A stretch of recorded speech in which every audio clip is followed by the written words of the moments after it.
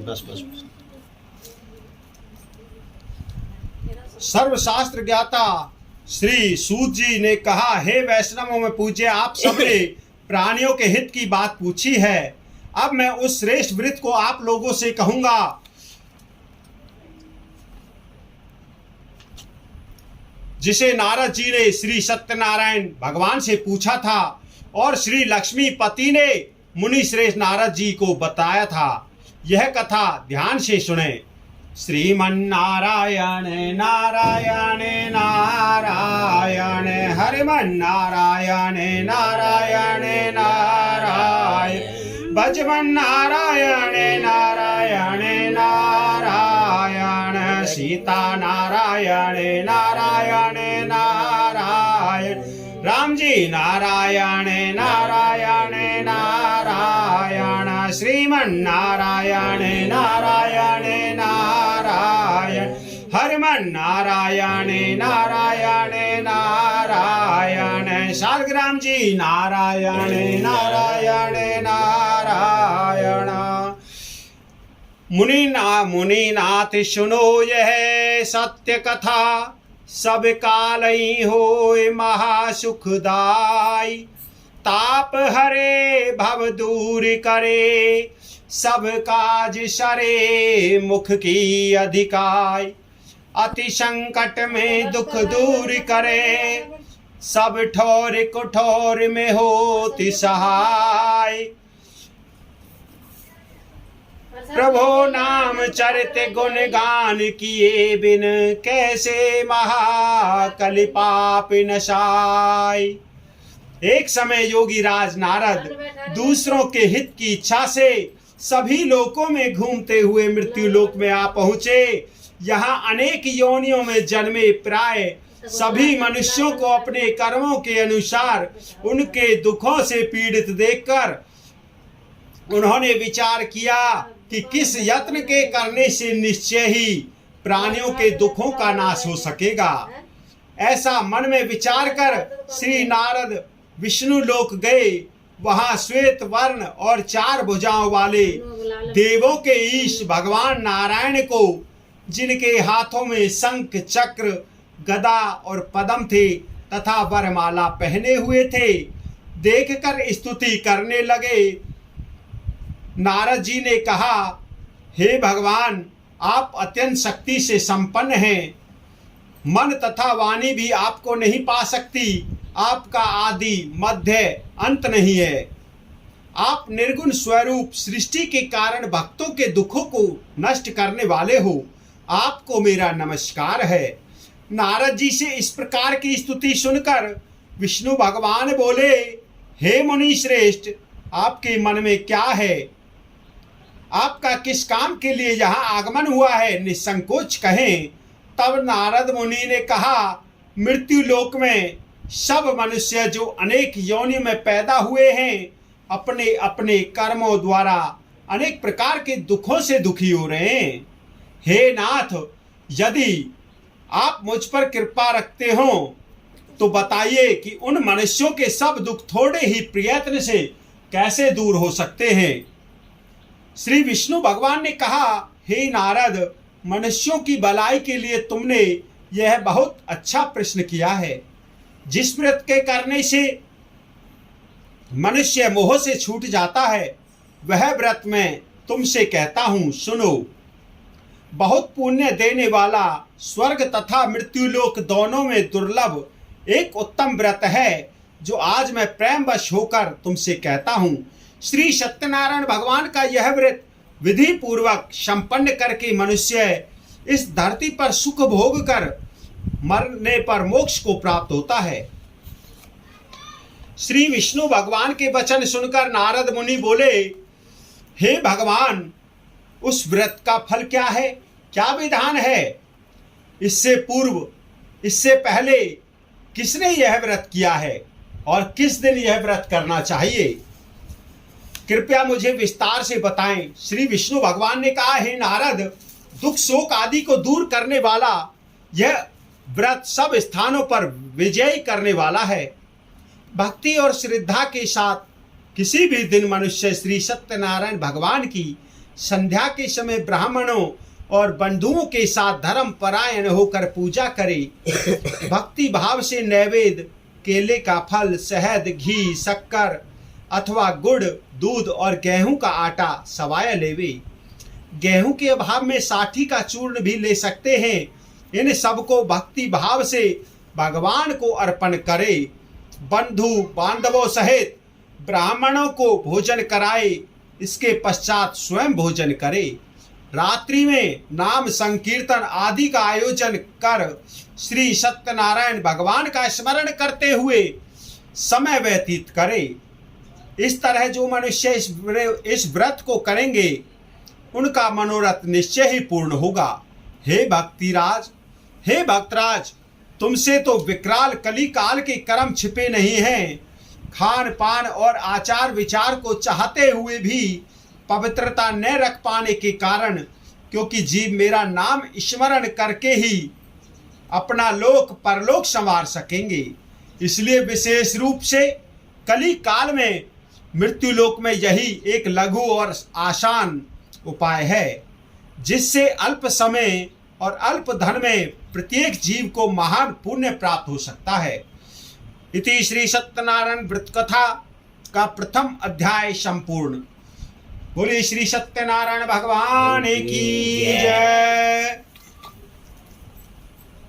श्रीमन्नारायण नारायण नारायण भजमन नारायण नारायण नारायण लक्ष्मी नारायण नारायण नारायण श्री शालग्राम जी नारायण नारायण नारायण श्रीमन्नारायण नारायण नारायण भजमन नारायण नारायण नारायण गोपाल जी नारायण नारायण नारायण श्रीमन्नारायण नारायण नारायण।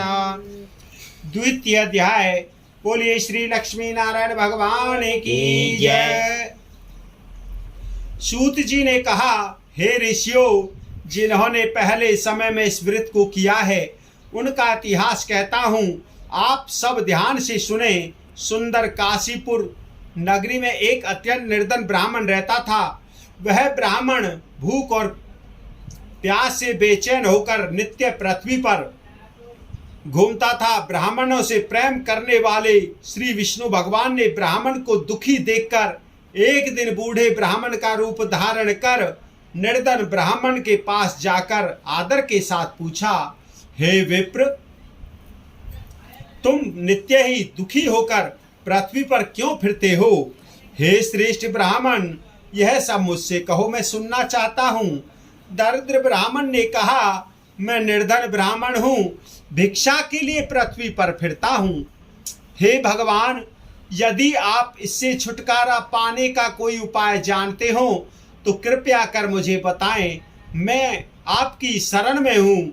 वृद्ध ब्राह्मण का रूप धारण किए हुए श्री विष्णु भगवान ने कहा, हे ब्राह्मण, श्री सत्यनारायण भगवान मनवांछित फल देने वाले हैं, इसलिए तुम उनका पूजन करो, जिसके करने से मनुष्य सब दुखों से मुक्त हो जाता है। इसी के साथ दरिद्र ब्राह्मण को व्रत का सारा विधान बतलाकर बूढ़े ब्राह्मण का रूप धारण करने वाले श्री सत्यनारायण भगवान अंतर्ध्यान हो गए। जिस व्रत को वृद्ध ब्राह्मण ने बतलाया है, मैं उसको अवश्य करूंगा, यह निश्चय कर वह दरिद्र ब्राह्मण घर चला गया। परंतु उस रात्रि ब्राह्मण को नींद नहीं आई। अगले दिन वह जल्दी उठा और श्री सत्यनारायण भगवान का व्रत करने का निश्चय कर भिक्षा मांगने के लिए चल दिया। उस दिन उसको भिक्षा में बहुत धन मिला, जिससे उसने पूजा का सब सामान खरीदा और घर आकर अपने बंधु बांधवों के साथ भगवान श्री सत्यनारायण का व्रत किया। इसके करने से वह दरिद्र ब्राह्मण सब दुखों से छूटकर अनेक प्रकार की संपत्तियों से युक्त हो गया। उस समय से वह विप्र हर मास व्रत करने लगा। सत्यनारायण भगवान के व्रत को जो शास्त्र विधि के अनुसार श्रद्धा पूर्वक करेगा वह सब पापों से छूटकर मोक्ष को प्राप्त होगा। आगे जो मनुष्य पृथ्वी पर श्री सत्यनारायण भगवान का व्रत करेगा वह सब दुखों से छूट जाएगा। इस तरह नारद जी से सत्यनारायण भगवान का कहा हुआ यह व्रत मैंने तुमसे कहा। हे विप्रो, अब आप और क्या सुनना चाहते हो, मुझे बताएं।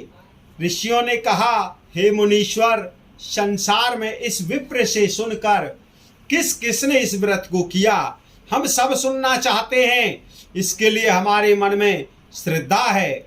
श्री सूत जी ने कहा, हे मुनियो, जिस जिस प्राणी ने इस व्रत को किया उन सब की कथा सुनो। एक समय वह ब्राह्मण धन और ऐश्वर्य के अनुसार बंधु बांधवों के साथ अपने घर पर व्रत कर रहा था। उस समय एक लकड़ी बेचने वाला बूढ़ा व्यक्ति वहां आया। उसने सिर पर रखा लकड़ियों का गट्ठर बाहर रख दिया और विप्र के मकान में चला गया। प्यास से दुखी लक्कड़हारे ने विप्र को व्रत करते देखा।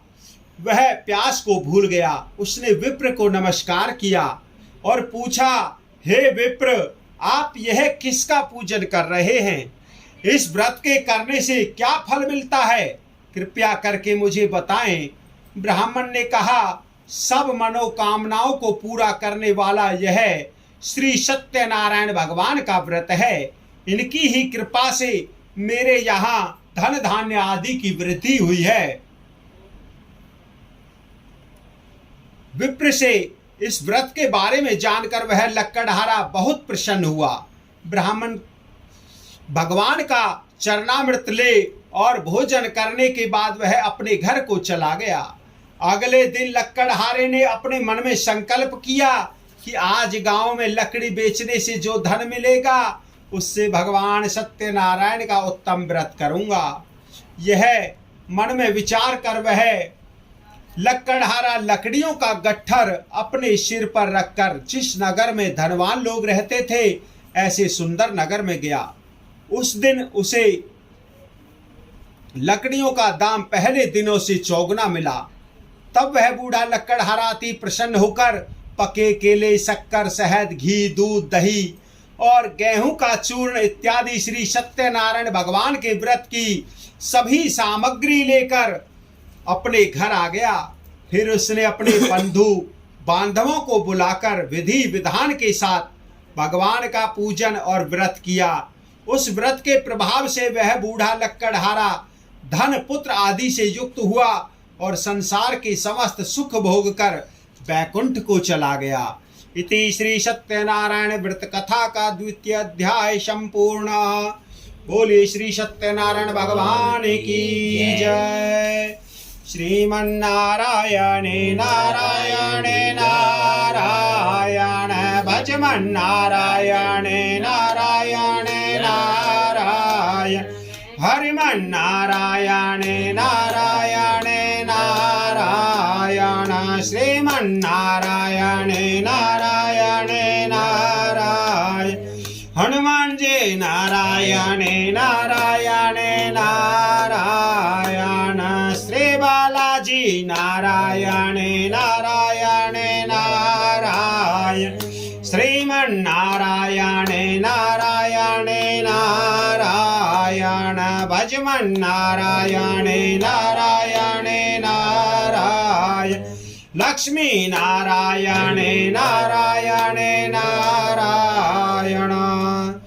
तीर्थ अध्याय। बोलिए श्री लक्ष्मी नारायण भगवान की जय। श्री सूत जी ने कहा, हे श्रेष्ठ मुनियों, अब आगे की एक कथा कहता हूँ। पूर्व काल में उल्कामुख नाम का एक महान बुद्धिमान राजा था। वह सत्य वक्ता और जितेंद्रिय था। प्रतिदिन देव स्थानों पर जाता तथा गरीबों को धन देकर उनके कष्ट दूर करता था।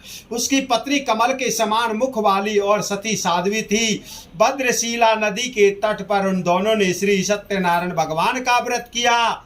उस समय वहां साधु नामक एक वैश्य आया। उसके पास व्यापार के लिए बहुत सा धन था। वह वैश्य नाव को किनारे पर ठहराकर राजा के पास आया। राजा को व्रत करते हुए देखकर उसने विनय के साथ पूछा, हे राजन, भक्ति युक्त चित्त से यह आप क्या कर रहे हैं? मेरी सुनने की इच्छा है, कृपया आप यह मुझे भी बताइए। महाराज उल्कामुख ने कहा, हे साधु वैश्य, मैं अपने बंधु बांधवों के साथ पुत्र आदि की प्राप्ति के लिए महाशक्तिमान सत्यनारायण भगवान का व्रत व पूजन कर रहा हूँ। राजा के वचन सुनकर साधु नाम के वैश्य ने आदर से कहा, हे राजन, मुझे भी इसका सब विधान बताएं। मैं भी आपके अपनी सामर्थ्य अनुसार इस व्रत को करूंगा। मेरे भी कोई संतान नहीं है, मुझे विश्वास है इससे निश्चय ही मेरे भी संतान होगी। राजा से सब विधि सुनकर व्यापार से निवृत्त हो वह वैश्य आनंद के साथ अपने घर आया। वैश्य ने अपनी पत्नी से संतान देने वाले सब उस व्रत का समाचार सुनाया और प्रण किया कि जब मेरे संतान होगी तब मैं इस व्रत को करूंगा। साधु ने यह वचन अपनी पत्नी लीलावती से भी कहे। एक दिन उसकी पत्नी लीलावती आनंदित हो सांसारिक धर्म में प्रवृत्त होकर श्री सत्यनारायण भगवान की कृपा से गर्भवती हो गई। 10वें महीने में उसने एक सुंदर कन्या को जन्म दिया। दिनों दिन वह कन्या इस तरह बढ़ने लगी जैसे शुक्ल पक्ष का चंद्रमा बढ़ता है। कन्या का नाम कलावती रखा गया। तब लीलावती ने मीठे शब्दों में अपने पति को स्मरण दिलाया कि आपने जो भगवान का व्रत करने का संकल्प किया था, अब आप उसे पूरा करिए। साधु वैश्य ने कहा, हे प्रिय, मैं कन्या के विवाह पर करूंगा। इस प्रकार अपनी पत्नी को आश्वासन दे वह व्यापार करने चला गया। कलावती पितृगृह में वृद्धि को प्राप्त हो गई। लौटने पर साधु ने जब अपने नगर में सखियों के साथ अपनी पुत्री को खेलते देखा तो दूत को बुलाकर कहा कि उसकी पुत्री के लिए कोई सुयोग्य वर देख कर लाओ। साधु नामक वैश्य की आज्ञा पाकर दूत कंचन नगर पहुंचा और खोज कर और देखभाल करके वैश्य की लड़की के लिए एक सुयोग्य वनिक पुत्र ले आया। उस सुयोग्य लड़के को देखकर साधु नामक वैश्य ने अपने बंधु बांधवों सहित प्रसन्न चित्त होकर अपनी पुत्री का विवाह उसके साथ कर दिया। दुर्भाग्य से वह विवाह के समय भी सत्यनारायण भगवान का व्रत करना भूल गया। इस पर श्री भगवान क्रोधित हो गए। उन्होंने वैश्य को श्राप दिया कि तुम्हें दारुण दुख प्राप्त होगा। अपने कार्य में कुशल साधु नामक वैश्य अपने जामाता सहित नावों को लेकर व्यापार करने के लिए समुद्र के समीप स्थित रतनपुर नगर में गया। दोनों ससुर जमाई चंद्रकेतु राजा के उस नगर में व्यापार करने लगे। एक दिन भगवान सत्यनारायण की माया से प्रेरित एक चोर राजा का धन चुराकर भागा जा रहा था। राजा के दूतों को अपने पीछे वेग से आते देखकर चोर ने घबराकर राजा के धन को वहीं नाव में चुपचाप रख दिया जहां वे ससुर जमाई ठहरे हुए थे और भाग गया। जब दूतों ने उस साधु वैश्य के पास राजा के धन को रखा देखा तो ससुर जामाता दोनों को बांध कर ले गए और राजा के समीप जाकर बोले, हम यह दो चोर पकड़ कर लाए हैं, देखकर आज्ञा दें। तब राजा ने बिना उनकी बात सुने ही उन्हें कारागार में डालने की आज्ञा दे दी। इस प्रकार राजा की आज्ञा से उनको कठिन कारावास में डाल दिया गया तथा उनका धन भी छीन लिया गया। सत्यनारायण भगवान के श्राप के कारण साधु वैश्य की पत्नी लीलावती व पुत्री कलावती भी घर पर बहुत दुखी हुई। उनके घर में रखा धन चोर चुरा कर ले गए। शारीरिक व मानसिक पीड़ा तथा भूख प्यास से अति दुखित हो भोजन की चिंता में कलावती की कन्या एक ब्राह्मण के घर गई। उसने ब्राह्मण को श्री सत्यनारायण भगवान का व्रत करते देखा। उसने कथा सुनी तथा प्रसाद ग्रहण कर रात को घर आई। माता ने कलावती से पूछा, हे पुत्री, तू अब तक कहाँ रही? वह तेरे मन में क्या है? कलावती बोली, ही माता, मैंने एक ब्राह्मण के घर श्री सत्यनारायण भगवान का व्रत होते देखा है। कन्या के वचन सुनकर लीलावती ने सत्यनारायण भगवान के पूजन की तैयारी की। उसने परिवार और बंधुओं सहित श्री सत्यनारायण भगवान का पूजन व व्रत किया और वर मांगा कि मेरे पति और दामाद शीघ्र ही लौट आएं। साथ ही प्रार्थना की कि हम सबका अपराध क्षमा करो। श्री सत्यनारायण भगवान इस व्रत से संतुष्ट हो गए। उन्होंने राजा चंद्रकेतु को स्वप्न में दर्शन देकर कहा, हे राजन, जिन दोनों वैश्यों को तुमने बंदी बना रखा है वे निर्दोष है, उन्हें प्रातः ही छोड़ दो। उनका सब धन जो तुमने ग्रहण किया है लौटा दो, अन्यथा मैं तेरा धन, राज्य, पुत्र आदि सब नष्ट कर दूंगा। राजा से ऐसे वचन सुनकर भगवान अंतर्ध्यान हो गए। राजा से ऐसे वचन कहकर भगवान अंतर्ध्यान हो गए।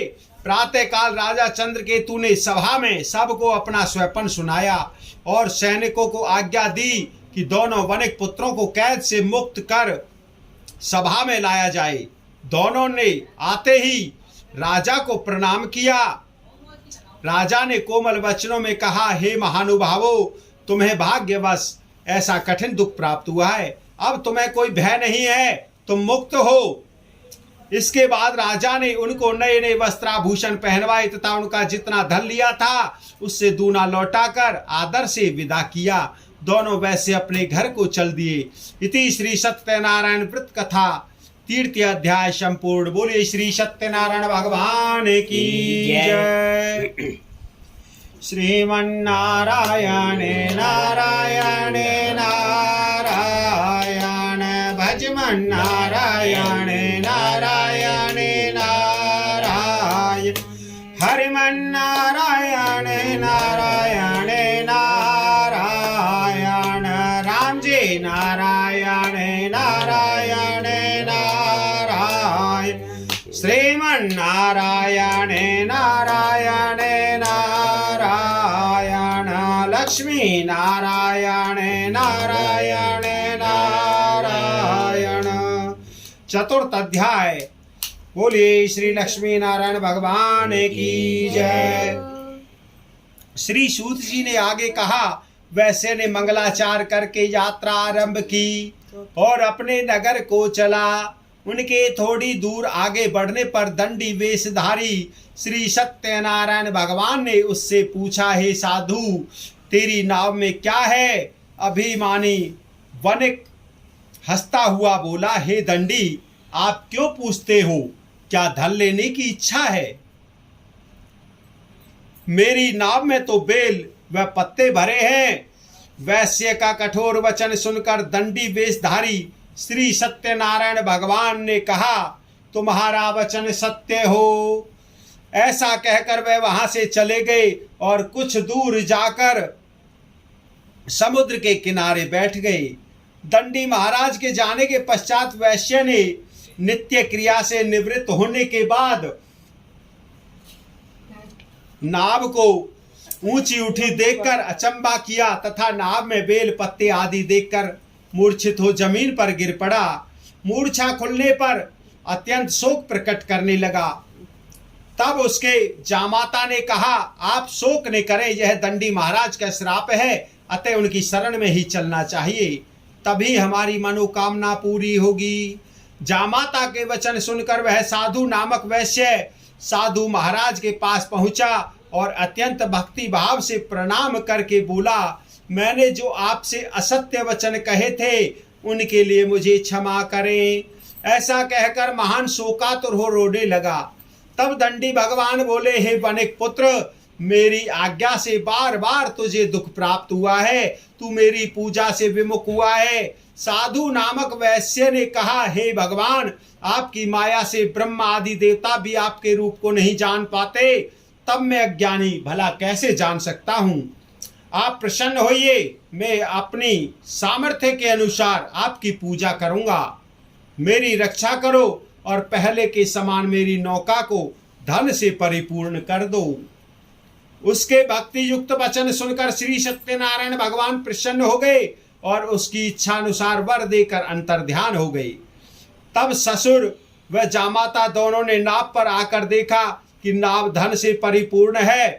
फिर वह भगवान सत्यनारायण का पूजन कर साथियों सहित अपने नगर को चला। जब वह अपने नगर के निकट पहुंचा तब उसने एक दूत को अपने घर भेजा।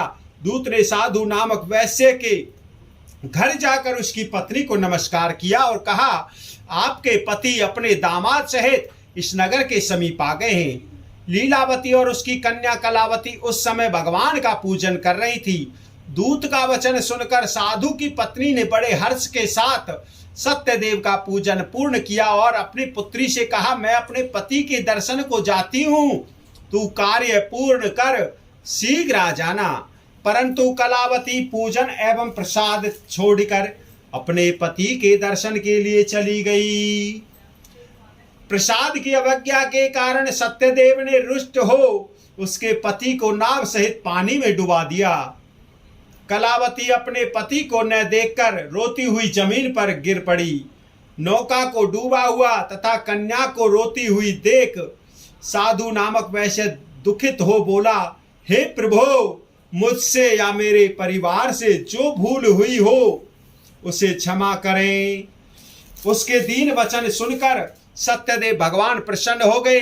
आकाशवाणी हुई, हे वैश्य, तेरी कन्या मेरा प्रसाद छोड़कर आई है, इसलिए इसका पति अदृश्य हुआ है। यदि वह घर जाकर प्रसाद खाकर लौटे तो इसे इसका पति अवश्य मिलेगा। आकाशवाणी सुनकर कलावती ने घर पहुंचकर प्रसाद खाया और फिर आकर अपने पति के दर्शन किए। तत्पश्चात साधु वैश्य ने वहीं बंधु बांधवों सहित सत्यदेव का विधि पूर्वक पूजन किया। वह इस लोक का सुख भोग कर अंत में स्वर्ग लोक को गया। इति श्री सत्यनारायण व्रत कथा का 4th अध्याय संपूर्ण। बोले श्री सत्यनारायण भगवान की जय। श्रीमन्नारायण नारायण नारायण हरिमन्नारायण नारायण नारायण भजमन्नारायण नारायण नारायण लक्ष्मी नारायण नारायण नारायण सत्यनारायण नारायण नारायण। पंचम अध्याय। बोले श्री सत्यनारायण भगवान की जय। सूत जी ने आगे कहा, हे ऋषियों, मैं एक और भी कथा कहता हूं, सुनो। प्रजापालन में लीन तुंग ध्वज नाम का एक राजा था। उसने भगवान सत्यदेव का प्रसाद त्याग कर बहुत दुख पाया। एक समय राजा वन में वन्य पशुओं को मारकर बढ़ के वृक्ष के नीचे आया। वहां उसने ग्वालों को भक्ति भाव से बंधु बांधवों सहित श्री सत्यनारायण जी का पूजन करते देखा। परंतु राजा देखकर भी अभिमानवश न तो वहां गया और न ही सत्यदेव भगवान को नमस्कार ही किया। जब ग्वालों ने भगवान का प्रसाद उसके सामने रखा तो वह प्रसाद त्याग कर अपने नगर को चला गया। नगर में पहुंचकर उसने देखा कि उसका सब कुछ नष्ट हो गया है। वह समझ गया कि ऐसा भगवान सत्यदेव ने किया है।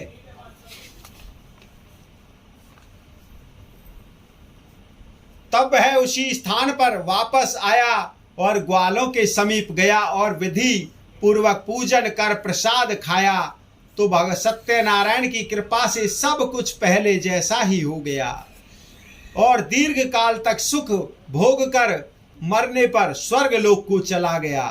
बोलिए श्री सत्यनारायण भगवान की जय। जो मनुष्य इस परम दुर्लभ व्रत को करेगा, श्री सत्यनारायण भगवान की कृपा से उसे धन धान्य की प्राप्ति होगी।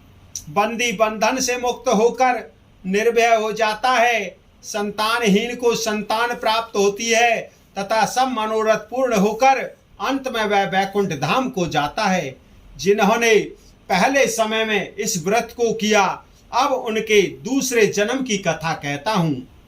शतानंद नामक वृद्ध ब्राह्मण ने यह व्रत किया जिसने सुदामा के रूप में जन्म लेकर श्री कृष्ण की भक्ति कर मोक्ष प्राप्त किया।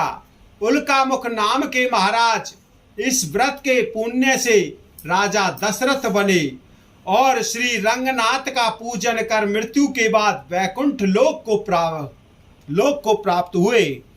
साधु नाम के वैश्य ने सत्य प्रतिज्ञ राजा मोरध्वज बनकर अपने पुत्र को आरे से चीरकर मोक्ष प्राप्त किया, वह भी इसी व्रत का फल था। इसी तरह महाराज तुंगध्वज स्वयं भूमनु हुए, जिन्होंने बहुत से लोगों को भगवान की भक्ति में लीन कर मोक्ष प्राप्त किया। लक्कड़हरा भील अगले जन्म में गहू नामक निषाद राजा हुआ, जिसने भगवान श्री राम के चरणों की सेवा कर मोक्ष प्राप्त किया। इति श्री सत्यनारायण व्रत कथा का 5वां अध्याय संपूर्ण। बोलिए श्री सत्यनारायण भगवान की जय। बोलिए श्री लक्ष्मी नारायण भगवान की जय। श्रीमन्नारायण नारायण नारायण भजमन्नारायण नारायण श्रीमन्नारायण नारायण नारायण भजमन्नारायण नारायण नारायण राधे नारायण नारायण नारायण श्रीमन्नारायण नारायण नारायण भजमन्नारायण नारायण नारायण श्री राम जी नारायण नारायण नारायण। बोलिए श्री सत्यनारायण भगवान की जय। बोलिए श्री हरि विष्णु भगवान की जय। बोले लड्डू गोपाल जी की जय। बोलो सियापति रामचंद्र भगवान की जय। पवन सुत हनुमान की जय। बोले श्री राधे कृष्ण भगवान की जय। सत्यनारायण भगवान की जय। हाँ जी, श्री राधे।